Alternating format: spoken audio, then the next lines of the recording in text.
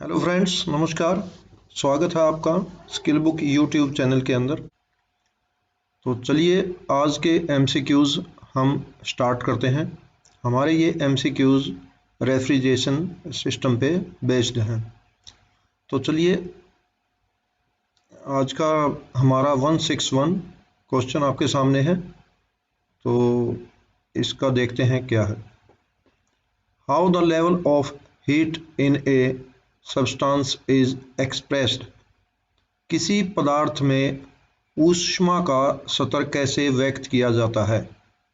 तो हमारे सामने ऑप्शन है ए माइक्रोन्स, बी प्रेशर, सी ह्यूमिडिटी या डी टेम्परेचर। तो जब भी हम किसी पदार्थ के अंदर हीट को बताते हैं या एक्सप्रेस करते हैं तो वो टेम्परेचर के बेस पे हम उसको एक्सप्रेस करते हैं। तो इसका ऑप्शन है हमारा डी। चलिए नेक्स्ट करते हैं। Question number 162।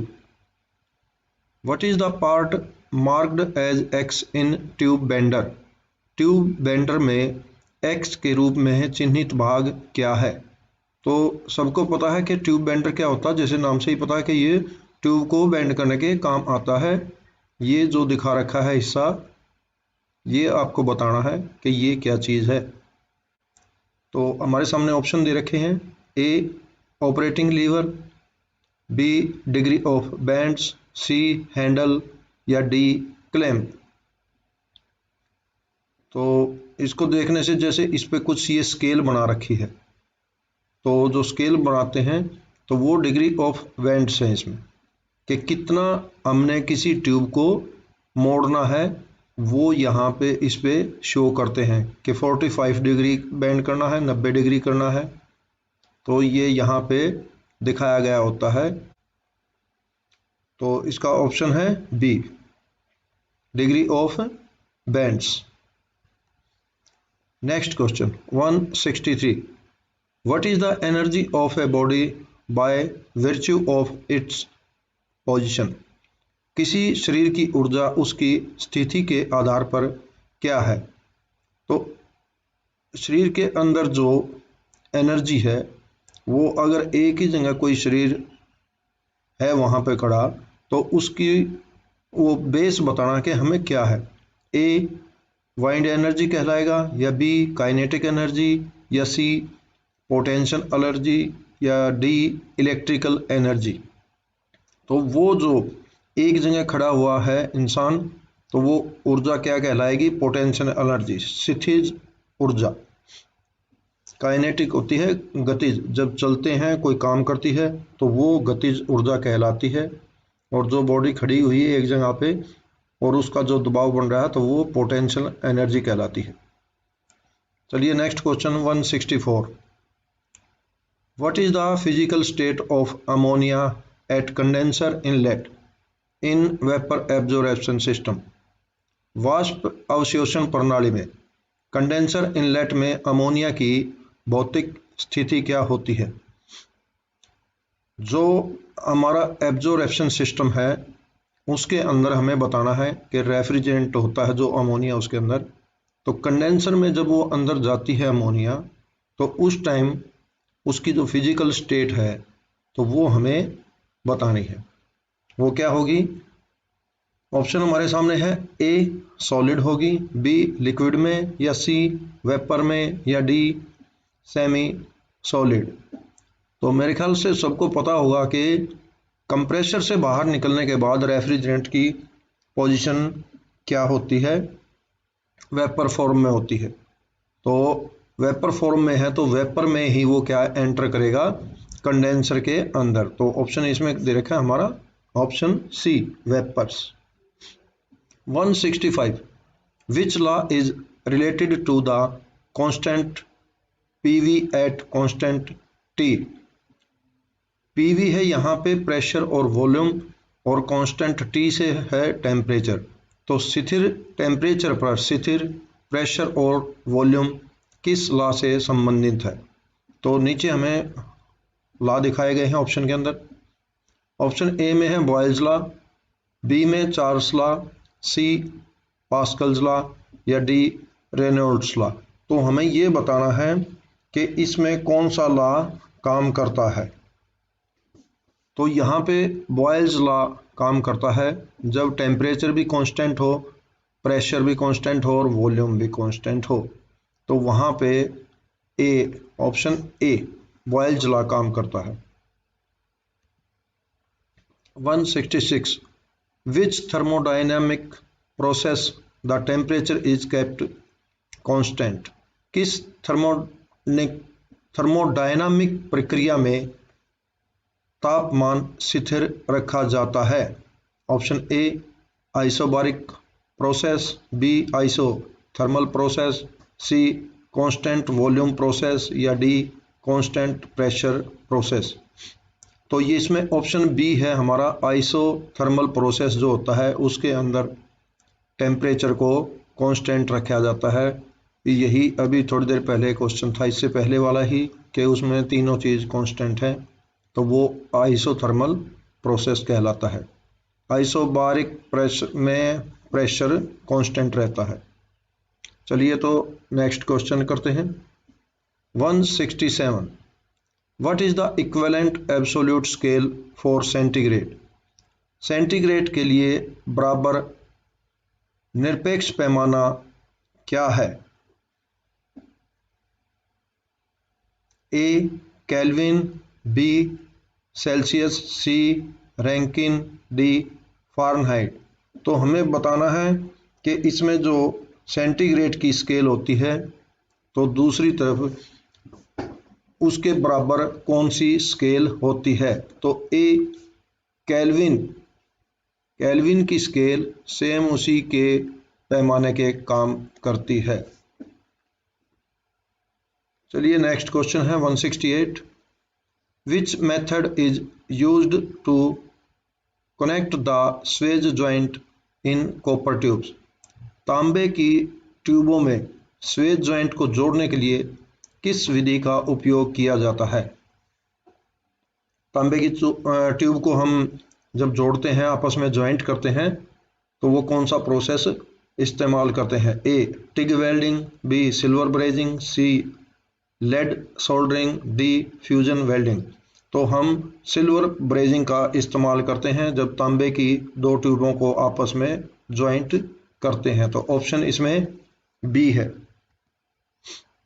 169 which components maintain the pressure difference in RAC system.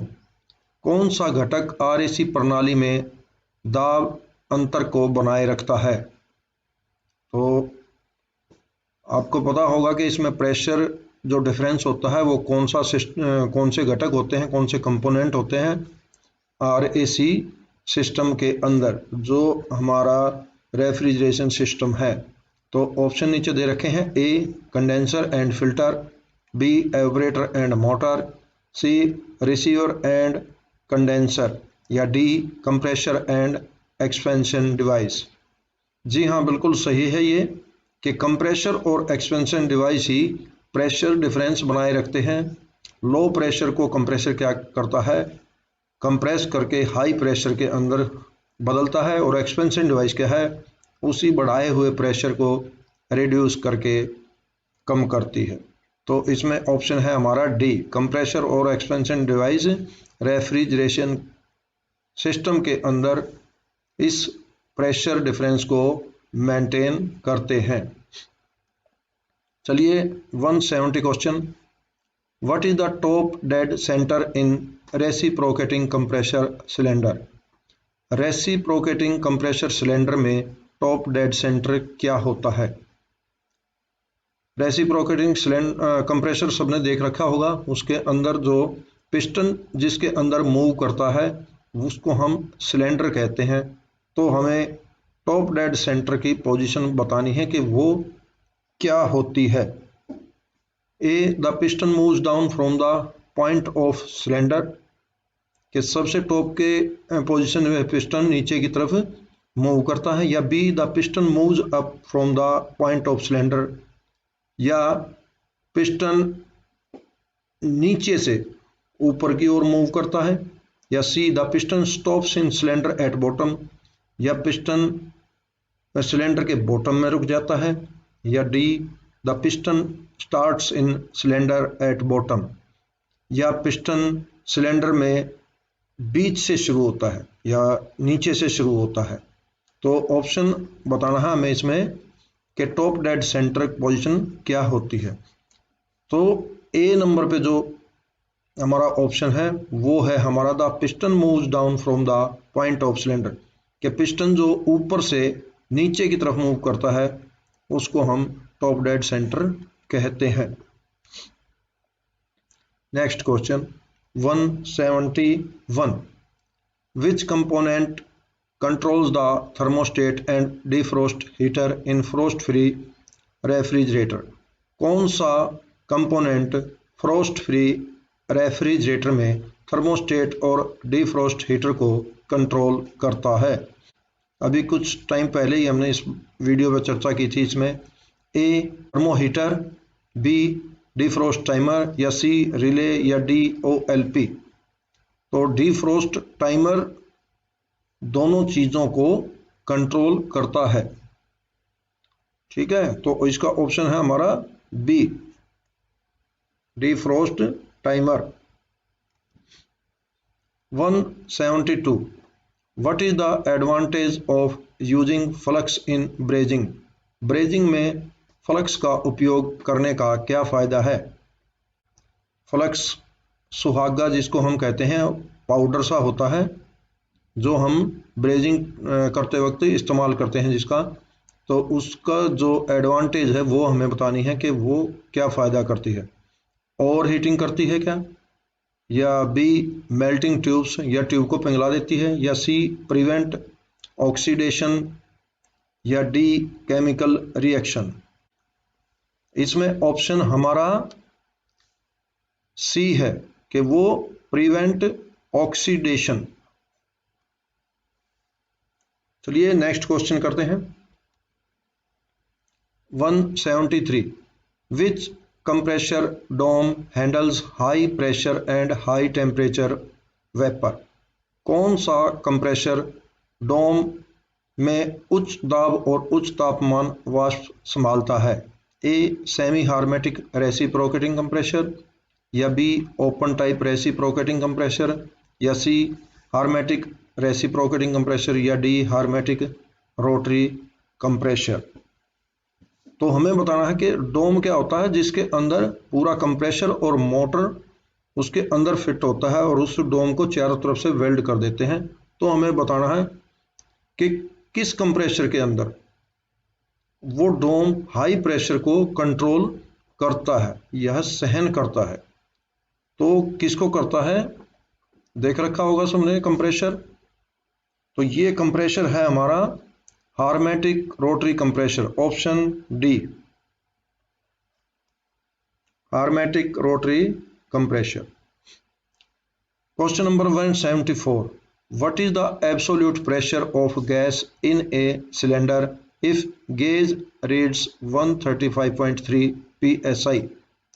एक सिलेंडर में गैस का पूर्ण दबाव कितना होगा यदि गेज प्रेशर 135.3 psi दिखाता हो? तो हमने बताया था कि एब्सोल्यूट प्रेशर क्या होता है? पूर्ण दाब होता है।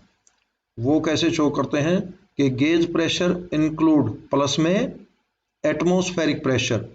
तो एटमॉस्फेरिक प्रेशर कितना है हमारा? 14.7 psi। उसको हम इसके अंदर जोड़ देंगे तो कितना होगा? तो आप प्लस कर सकते हैं इसको कि एब्सोल्यूट प्रेशर क्या होगा। ये absolute pressure is equal to gauge pressure plus atmospheric pressure ATP। तो यहाँ पे पूछ रखा कितना होगा, ठीक है। तो एटमॉस्फेरिक प्रेशर, गेज प्रेशर कितना दिखा रहा है इसमें? 135.3 और इसमें ये मिला दो 14.7, तो कितना होगा? टोटल कर देंगे इसको, 0 आ गई और ये भी 0 हो और ये 5 हो गया और ये 1, तो ये कितना हो गया? इसको आप जोड़ के बता सकते हैं। तो ऑप्शन हमारे पास सामने है 150 psi। ये हमारा एब्सोल्यूट प्रेशर आ गया। ठीक है, तो 175 क्वेश्चन नंबर आता है हमारे सामने। Which process of copper tubing is in progress? Copper tubing की कौन सी प्रक्रिया चल रही है? ये सामने हमारा ये देख रहे हैं हम, जो भी प्रोसेस है ये किया जा रहा है यहाँ पे कोई टूल्स लेके। तो ये क्या काम हो रहा है, और इस काम को होने के बाद नीचे ये एक ट्यूब तुम देख रहे हो यहाँ पे, ये ट्यूब के दो टुकड़े हैं। तो ये दिखाया भी हुआ है कि क्या काम किया गया है। तो हमें बताना है नीचे कि ये क्या है। तो ऑप्शन में है ए फ्लेयरिंग की गई है, या बी रीमिंग की गई है, या सी स्वेजिंग, या D pinching.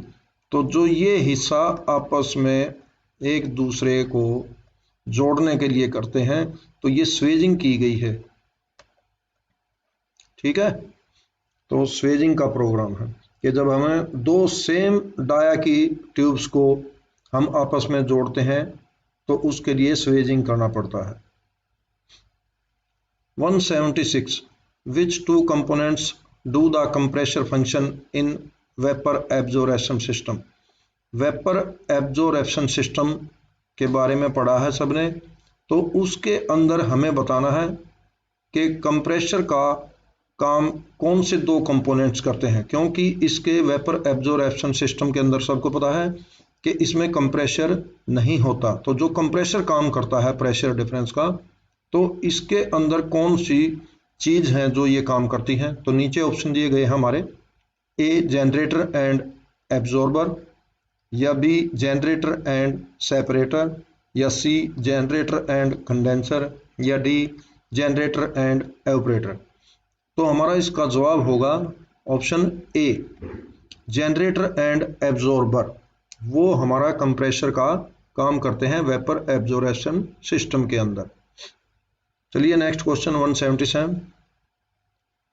Which components are connected by metering device in vapour compression cycle? वाष्प संपीड़न चक्र में मीटरिंग डिवाइस द्वारा कौन से घटक जुड़े हुए होते हैं? वेपर कंप्रेशन सिस्टम सबने देख रखा है, तो हमें बताना है कि मीटरिंग डिवाइस, ये मीटरिंग डिवाइस कौन सी? हमारी एक्सपेंशन वाल्व जिसको हम कहते हैं, उससे कौन से दो पार्ट्स जुड़े हुए होते हैं? तो ऑप्शन दे रखे हैं हमें, कंडेंसर एंड एवपोरेटर जुड़ा हुआ है, या बी कंप्रेसर एंड कंडेंसर जुड़ा हुआ है, या सी एवपोरेटर और सक्शन लाइन जुड़ी हुई है, या डी कंप्रेसर एंड एवपोरेटर जुड़ा हुआ है। तो ध्यान से देख के आप बताएंगे कि कैसे क्या चीज जुड़ी हुई है। छोटा डायग्राम मैं आपको बना देता हूँ। ये कंप्रेसर हो गया, ये डिस्चार्ज लाइन, कंडेंसर, फिर उसके बाद एक्सपेंशन डिवाइस, ये हमारा एवपोरेटर, और ये सक्शन लाइन से वापस कंप्रेसर में आ गए। तो इस एक्सपेंशन डिवाइस से क्या क्या जुड़ा हुआ है ये देखिए, ये तो कंडेंसर है और ये हमारा एवपोरेटर है और ये हमारी एक्सपेंशन डिवाइस है। तो इसमें ऑप्शन सामने आ गया है हमारे, कौन सा है? कंडेंसर और एवपोरेटर। 178 which condition is maintained for refrigerant in high side of vapour compression system? वाष्प संपीड़न प्रणाली के उच्च पक्ष में रेफ्रिजरेंट के लिए कौन सी स्थिति बनाए रखी जाती है? कि जो रेफ्रिजरेंट होता है उसको हाई साइड में किस चीज को मेंटेन रखा जाता है? रेफ्रिजरेंट की वो कौन सी पोजीशन होती है, कौन सी कंडीशन होती है? तो हमें बताना है। ऑप्शन है हमारे सामने 4। ए है above it's critical temperature, critical temperature से ऊपर उसका टेम्परेचर होता है, या be below it's critical temperature, critical temperature से नीचे, या सी अबोव इट्स फ्रीजिंग टेम्परेचर, या D below it's freezing temperature. तो जो हमारी रेफ्रिजरेंट की पोजीशन होती है वो हमारी ऑप्शन बी में दिखा रखी है कि बिलो इट्स क्रिटिकल टेम्परेचर से नीचे होता है रेफ्रिजरेंट की जो कंडीशन होती है हाई साइड में। क्वेश्चन नंबर 179 विच फैक्टर्स प्रोड्यूस वर्क? कौन से कारक काम का उत्पादन करते हैं? जब हम कोई काम करते हैं तो उसमें कौन सा फैक्टर इस्तेमाल किया जाता है कि हम ये कहें कि अब काम हो गया है। तो हमें ऑप्शन दिए गए हैं नीचे, A force and distance, B time and distance, या सी फोर्स एंड पावर, या डी फोर्स एंड टाइम। तो फार्मूला सबको भी पता है कि फोर्स एंड डिस्टेंस, समय, डिस्टेंस और बल, जब किसी चीज़ पे हम लगाते हैं कि वो कोई चीज़ पे अगर हमने फोर्स लगाई और उसने कुछ दूरी तय की तो वो वर्क कहलाता है। तो ऑप्शन हमारा क्या है, ए। 180, what is the purpose of accumulator in A refrigerator. एक रेफ्रिजरेटर में संचायक का उद्देश्य क्या है। एक्यूमुलेटर देखा हुआ होगा आपने, एक तो रोटरी कंप्रेसर के साथ लगता है और एक जो रेफ्रिजरेटर का एवापोरेटर होता है, जहाँ पे एवापोरेटर ख़त्म होता है और सक्शन लाइन शुरू होती है, वहाँ पे एक गोल गोल सा छोटा सा सिलेंडर लगाया जाता है, उसको हम एक्यूमुलेटर कहते हैं। तो हमें उसका काम बताना है कि वो क्यों लगाया जाता है, रोटरी कंप्रेसर के साथ में लगा होता है। तो हमें बताना है, नीचे ऑप्शन दिए गए हैं, इम्प्रूव्स ऑयल सर्कुलेशन, तेल परिसंचरण में सुधार करता है, या B prevents surging of refrigerant, या C avoids hunting of refrigerant, या D prevents liquid flood back to compressor. तो हमारा जो एक्यूमुलेटर होता है उसका मेन उद्देश्य क्या होता है कि कंप्रेसर, हमारा जो वेपर कंप्रेशन कहलाता है सिस्टम, तो वो वेपर को कंप्रेस करने के लिए कंप्रेसर बनाया गया है। तो कंप्रेसर के अंदर लिक्विड रेफ्रिजरेंट एंटर ना के करे, इसीलिए एक्यूमुलेटर का प्रयोग किया जाता है। तो इसमें ऑप्शन डी है कि prevents liquid flood back to compressor, compressor में लिक्विड ना जाने पाए, इसलिए एक्यूमुलेटर का उपयोग किया जाता है। 181, what is the effect of compression process on refrigerant vapour.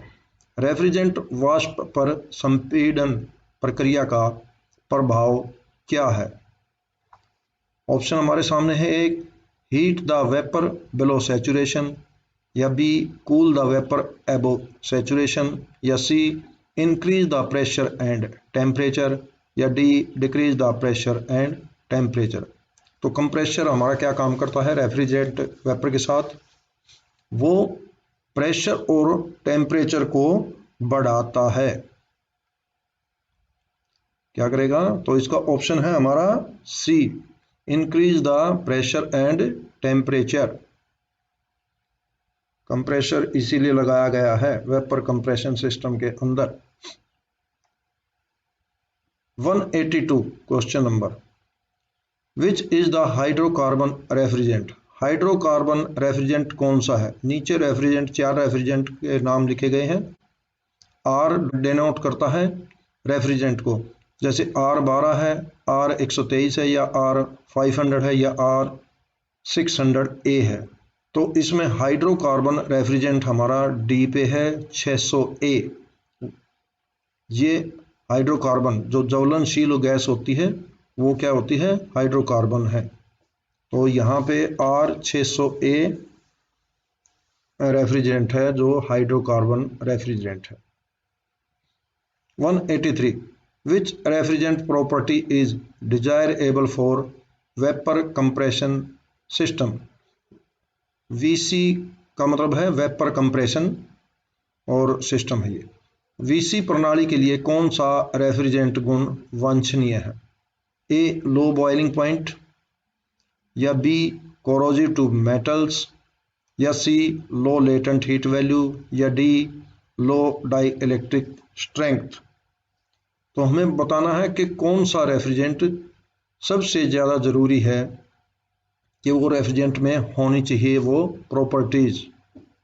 Option A low boiling point होना चाहिए उसका, कि कम से कम टेम्परेचर पे वो बॉयल हो जाए और अपने अंदर हीट को मैक्सिमम हीट को एब्जॉर्ब कर सके। तो पहला ऑप्शन है हमारा लो बॉइलिंग पॉइंट होना चाहिए, रेफ्रिजरेंट की जो प्रॉपर्टी है सबसे main.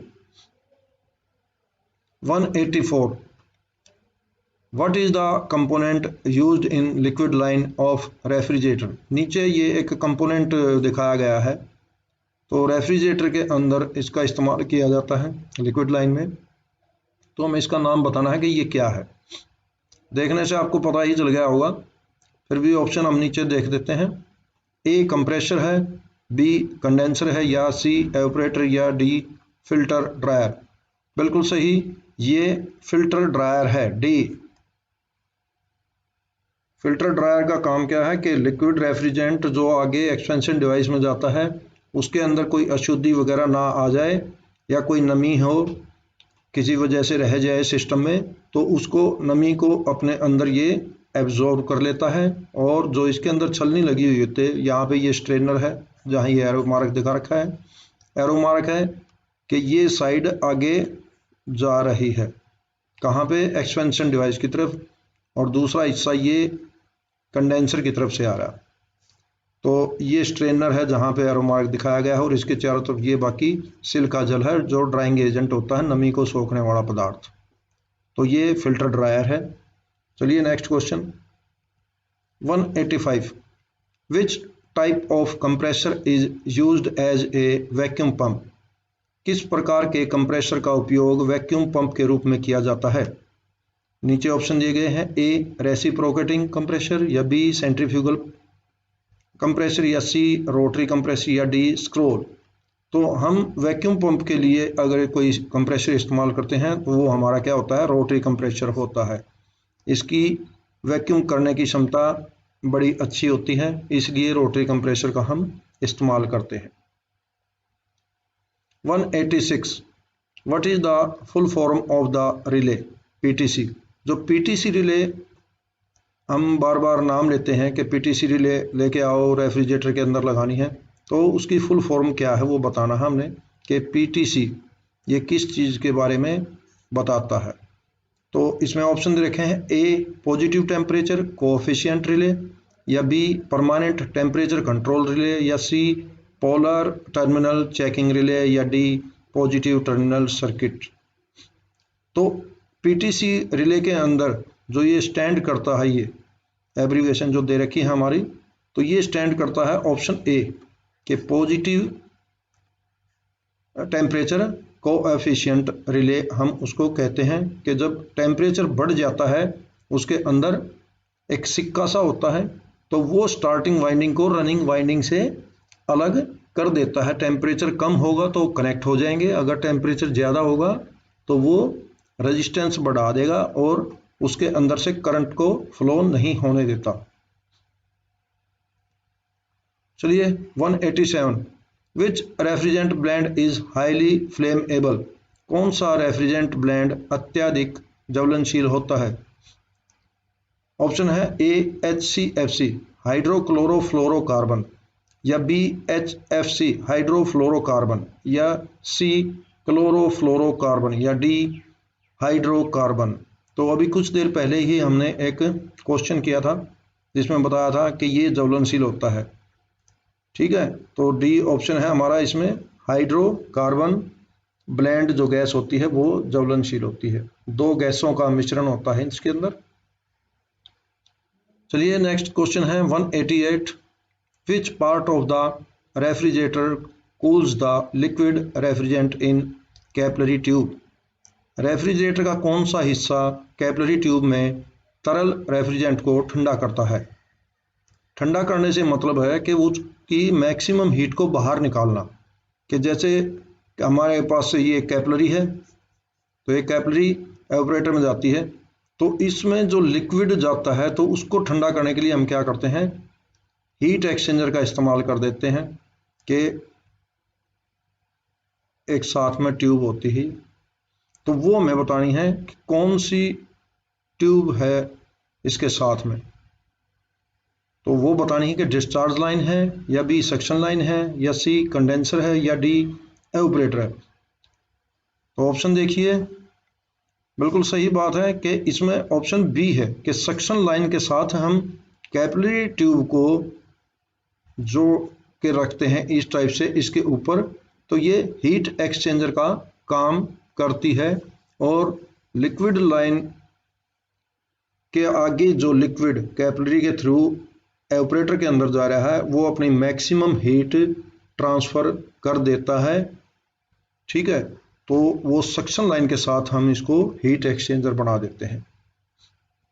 189 what is the equipment used in RAC system service. RAC system service में प्रयुक्त उपकरण क्या है?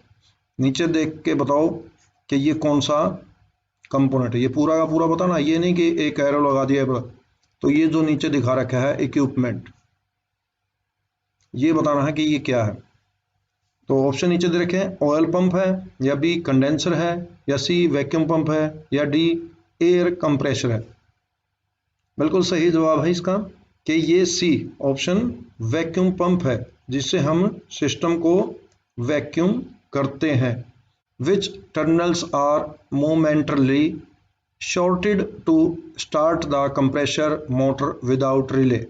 रिले के बिना कंप्रेशर मोटर को शुरू करने के लिए कौन से टर्मिनल को क्षणिक रूप से छोटा किया जाता है, शॉर्ट किया जाता है। मतलब कि मोमेंटली का अर्थ है कि थोड़ी देर के लिए, क्विक स्टार्ट हम जिसको कहते हैं। तो जब हमें डायरेक्टली कंप्रेशर को स्टार्ट करना पड़ता है तो हम कौन से दो टर्मिनल को आपस में शॉर्ट करते हैं कुछ सेकंड के लिए, तो वो बताना है। नीचे ऑप्शन दिए गए हमारे कि सी से कॉमन एंड स्टार्टिंग टर्मिनल, या be starting and running terminal, या सी कॉमन और रनिंग टर्मिनल को शॉर्ट करते हैं, या D starting and compressor body को शॉर्ट करते हैं।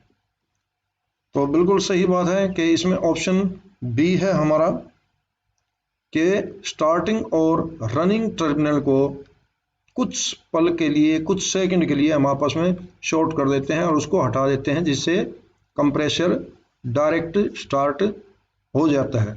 तो आज का सेशन हमारा यहीं ख़त्म होता है 30 क्वेश्चन के बाद।